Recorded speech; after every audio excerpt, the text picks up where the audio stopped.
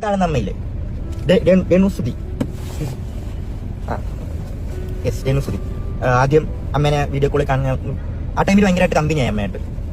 സൂപ്പറായിരുന്നു ആ ടൈമിൽ. അപ്പം അങ്ങനെ ഒരു ദിവസം അമ്മ ഞങ്ങൾ എറണാകുളത്ത് നിൽക്കുമായിരുന്നു. ഞങ്ങൾ ആദ്യം ഞാൻ കാണാമെന്ന് ഇങ്ങനെ കണ്ട് ഭയങ്കരമായിട്ട് കമ്പനിയായി.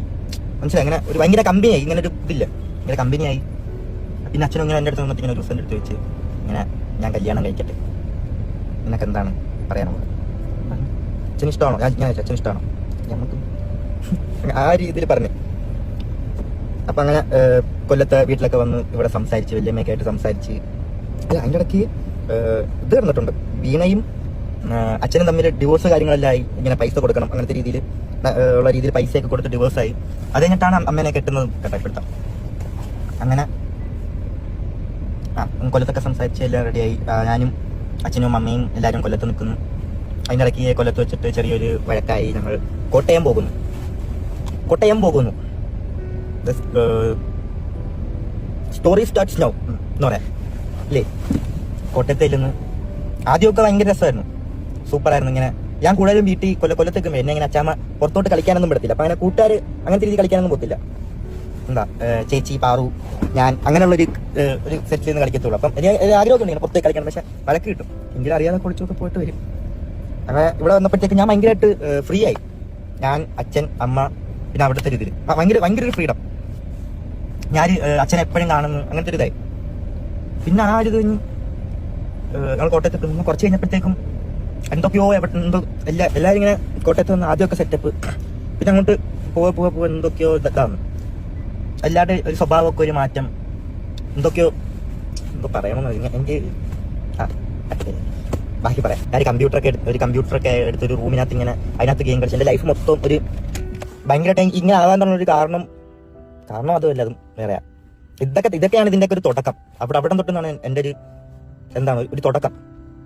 ആ ഒരു റൂമിനകത്ത് ഇങ്ങനെ കമ്പ്യൂട്ടറും കളിച്ച് ഇങ്ങനെ അതിനകത്ത് എന്ന് പറഞ്ഞാൽ വേറെ കാശില്ല. അച്ഛൻ മാത്രം എൻ്റെ റൂമിൽ വരും, എനിക്ക് ഫുഡ് വരും, പോകും. ഇടയ്ക്ക് ഋതപ്പം വല്ലതും റൂമിൽ വന്നിരിക്കും. ഋതപ്പനെ ഞാൻ പിടിച്ച് മടിയെടുത്ത് കീബോർഡിലേക്ക് ഋതപ്പം കളിച്ചുകൊണ്ടിരിക്കും. ഇത് മാത്രമേ ഉള്ളൂ. ഞാൻ ആ റൂമിൽ നിന്ന് പുറത്തിറങ്ങത്തില്ല, ആരുടെ മിണ്ടത്തില്ല. എന്തോ ഒരു ഇതായി അപ്പം മുതൽ. പിന്നെ കൊറോണ വന്നിട്ട് ഋതപ്പൻ ഉണ്ട് കേട്ടോ ടൈമിലൊക്കെ. കൊറോണ വന്ന് അതിനിടയ്ക്ക് അച്ഛൻ ഒരു യൂട്യൂബ് ചാനലൊക്കെ തുടങ്ങിയിട്ട് ഒരു വെബ് സീരീസ് ഒക്കെ ചെയ്യുന്നുണ്ട്. അച്ഛൻ കുറെ ആർട്ടിസ്റ്റുകളൊക്കെ വിളിച്ച്. ആ സമയം ലോക്ക്ഡൗൺ ആയി, ആൾക്കാർ അവിടെയും പെട്ടുപോയി. എന്നിട്ട് അതിന് വേണ്ടിയിട്ട് അവിടുത്തെ ഇതൊക്കെ ചിലവൊക്കെ നോക്കാൻ വേണ്ടിയിട്ട് കുറെ കടമൊക്കെ വാങ്ങി. പിന്നെ അത് കഴിഞ്ഞിട്ട് അച്ഛൻ പിന്നെ നോക്കുന്നതെന്ന് വെച്ചാൽ അതെല്ലാം കഴിഞ്ഞ് അവരൊക്കെ നോക്കി. ഈ നോക്കുന്നതിനിടയ്ക്ക് ഈ മൊത്തം എന്ന് പറഞ്ഞാൽ ഞാൻ, അച്ഛൻ, അമ്മ, ഋതപ്പൻ, അമ്മയുടെ ചേച്ചി, അളിയൻ, അതായത് രമ്യ ചേച്ചി, അളിയൻ, അവരുടെ 2 മക്കള്, പപ്പ, അമ്മ, ഇവരെ ഇത്രയും പേരുടെ ചിലവ് അച്ഛൻ ഒറ്റയ്ക്ക് നോക്കിക്കൊണ്ടിരിക്കുന്നത്. മനസ്സിലായോ?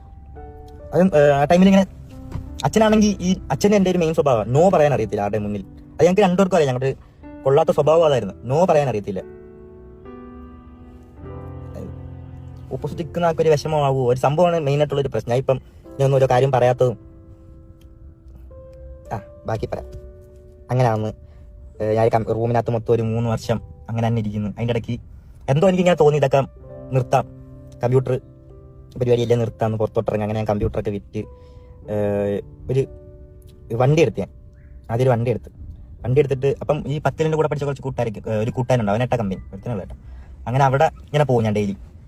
പിന്നെ അങ്ങോട്ട് പോകുന്ന കൂട്ടുകാരായിട്ട് ഇങ്ങനെ അങ്ങോട്ട് പോകാനായിട്ട് തുടങ്ങി. അപ്പോഴും അച്ഛൻ്റെ ആ സമയത്ത് എന്ന് പറഞ്ഞാൽ അച്ഛനെ നിന്ന് കിട്ടുന്ന ഒരു സ്നേഹം എന്താണെന്ന് വെച്ചാൽ ഒരു പൈസ മാത്രമാണ് ഇങ്ങനെ കിട്ടുന്നൊരു സ്നേഹം എന്താണെന്ന് വെച്ചാൽ. വേറെ ആർക്കും ഞാൻ അവിടെ സംസാരിക്കത്തില്ല. ഇവരുടെ സ്വഭാവം എല്ലാം ഒരുമാതിരി സ്വഭാവമാണ് ഇവരുടെയൊക്കെ. ഇവിടെ അവിടെ ജോലിക്ക് പോകത്തില്ല, അതിന് അടി. പിന്നെ എന്ത് പറഞ്ഞാലും ഇവർക്ക് എന്തെങ്കിലും പൈസയൊക്കെ എന്തെങ്കിലും കടം വാങ്ങി. ഇതൊക്കെ പറയണോ, എനിക്ക് കുറെ കാര്യങ്ങളുണ്ട് എനിക്ക് പറയാം. എനിക്ക് എങ്ങനെ പറയണമെന്ന് അറിയത്തില്ല ഇതൊക്കെ.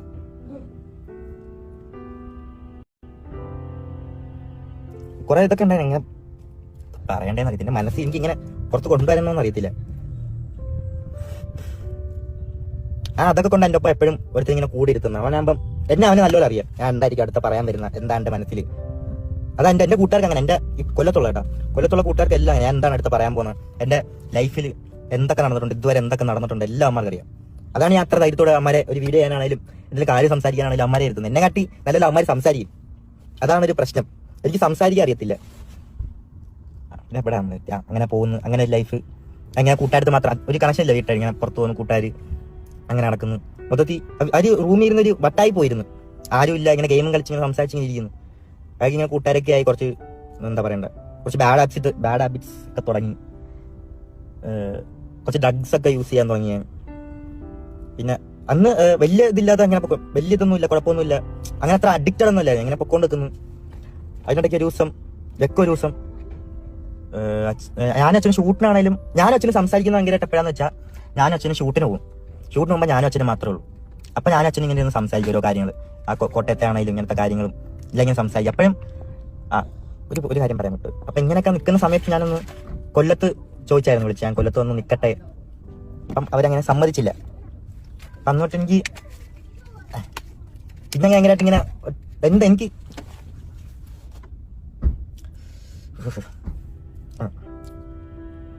സമ്മതിച്ചില്ല. ഇതവിടെ തന്നെ നിന്നങ്ങനെ ഇങ്ങനെ പോകുന്നു. അപ്പം ഒരു ദിവസം അച്ഛൻ, ഞാൻ ഷൂട്ടിന്റെ കാര്യമൊക്കെ പറഞ്ഞില്ല, അപ്പം ഞങ്ങൾ സംസാരിക്കുന്നേക്കാം. അപ്പം ഒരു ദിവസം അച്ഛൻ വന്നിട്ട് പറഞ്ഞു, നാളെ ഷൂട്ടുണ്ട്, ഒരു ഫ്ലവേഴ്സിന്റെ പ്രോഗ്രാം ഉണ്ട്, നീ വരണ്ട, അച്ഛൻ അങ്ങ് പൊക്കോളാം.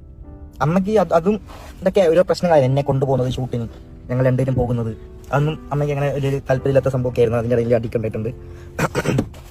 എന്തോ ആർക്കും എന്നെ അങ്ങോട്ട് ഇഷ്ടമല്ലായിരുന്നു, അങ്ങനെ ഒരു അട്ടായി പോയിരുന്നു. അങ്ങനെ അപ്പോഴും എനിക്ക് എന്തെങ്കിലും എൻ്റെ വിഷമങ്ങളാണെങ്കിലും എന്തെങ്കിലും പറയാനായിട്ടാണെങ്കിലും എനിക്ക് വിളിക്കാനായിട്ടും അച്ഛനൊന്നും ഒരാളുണ്ട്. എനിക്ക് എന്തൊക്കെ ചെയ്തെന്ന് പറഞ്ഞാൽ, എനിക്ക് എന്തൊക്കെ വിഷമമുണ്ടെന്ന് പറഞ്ഞാൽ എനിക്ക് ഒരാളെ വിളിക്കായിരുന്നു. അച്ഛൻ എന്തൊക്കെ ചെയ്താലും എനിക്ക് വിളിക്കായിരുന്നു. ആ ഒരു ധൈര്യം ഇങ്ങനെ ഭയങ്കരമായിട്ട് എനിക്കുണ്ടായിരുന്നു.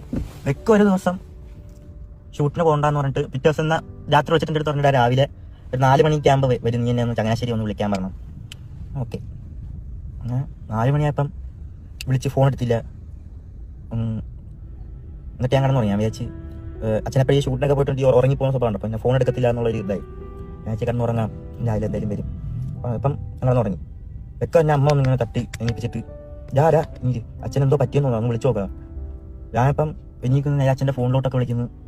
ഫോണിലോട്ട് വിളിച്ചിട്ട് എടുക്കുന്നില്ല, ഫോൺ സ്വിച്ച് ഓഫ് ഒക്കെ പറയുന്നു. അപ്പോൾ ആൾക്കാരൊക്കെ ഞാൻ വരാൻ തുടങ്ങി. അപ്പം എനിക്ക് മനസ്സിലായി എന്തോ